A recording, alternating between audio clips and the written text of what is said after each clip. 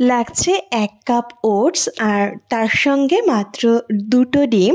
তৈরি হয়ে যাবে ভীষণই সহজ টেস্টি এক ব্রেকফাস্ট রেসিপি। ভীষণই সুস্বাদু হয় খেতে, একবার ট্রাই করে দেখতে পারো বন্ধুরা।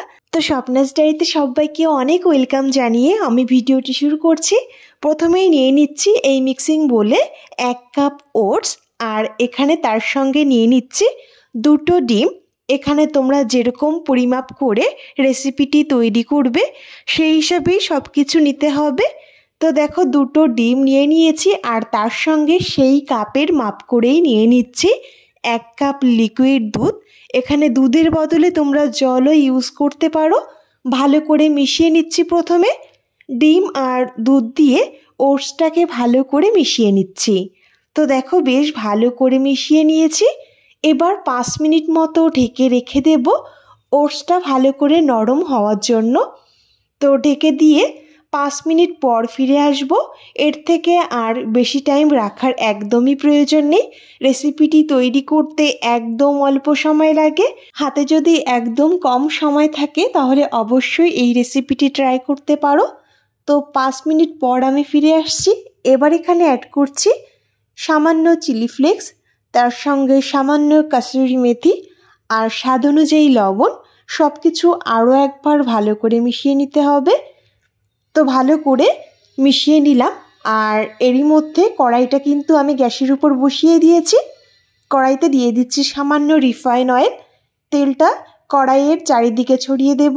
এত অল্প সময়ে আর এত কম উপকরণে যে এত টেস্টি রেসিপি তৈরি করা যায় তোমরা কিন্তু ভাবতেই পারবে না। আর এখানে চাইলে কিন্তু এই ওটসের মধ্যে কিছুটা চিজ থাকলে অ্যাড করে দিতে পারো, তাতেও কিন্তু স্বাদটা খুব ভালো আসবে। তো আমার হাতের কাছে ছিল না তাই আমি দিইনি, চাইলে তোমরা দিতেই পারো।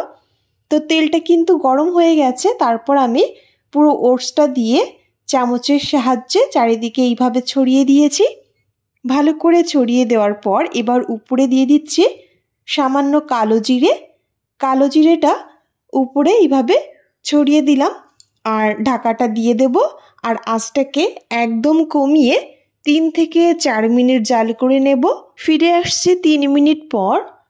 তো দেখো আমি একটু উল্টে দেখে নিলাম যে নিচটা হয়েছে কি না। তো মনে হলো যে ভালো ভাজা হয়নি, তাই আরও 2 থেকে 3 মিনিট লো আছে জাল করে নিচ্ছি।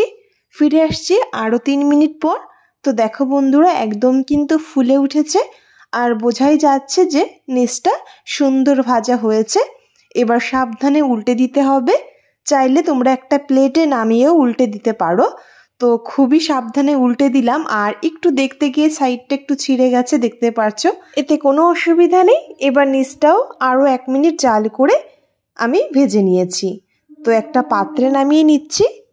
তো দেখো বন্ধুরা খুবই কম সময়ে কিন্তু এই সুস্বাদু রেসিপিটি তৈরি করে নেওয়া যায়। এবার আমি একটা ছুরির সাহায্যে কেটে নিচ্ছি। খেতে এতটা ভালো হয়েছিল আর এত অল্প উপকরণে এর সঙ্গে সামান্য তেঁতুলের চাটনি উপর দিয়ে ছড়িয়ে নিতে হবে, বা হাতের কাছে যদি টমেটো সস থাকে সেটা দিয়েও সার্ভ করতে পারো। একবার ট্রাই করে দেখো বন্ধুরা, আশা করছি তোমাদের খুব ভালো লাগবে। তো এখানে আমি কিছুটা তেঁতুলের চাটনি দিয়ে নিচ্ছি। তেঁতুলের চাটনি দিয়ে কিন্তু বেশ ভালো লেগেছে। একবার ট্রাই করে দেখো, তোমাদেরও অবশ্যই ভালো লাগবে। তো বন্ধুরা আজ এই ছোট্ট রেসিপিটি শেয়ার করেছি, তোমাদের কেমন লেগেছে অবশ্যই জানিও। আর ভিডিওটি ভালো লাগলে প্লিজ বন্ধুরা আমার এই ছোট্ট চ্যানেলটি সাবস্ক্রাইব করে পাশে থেকো।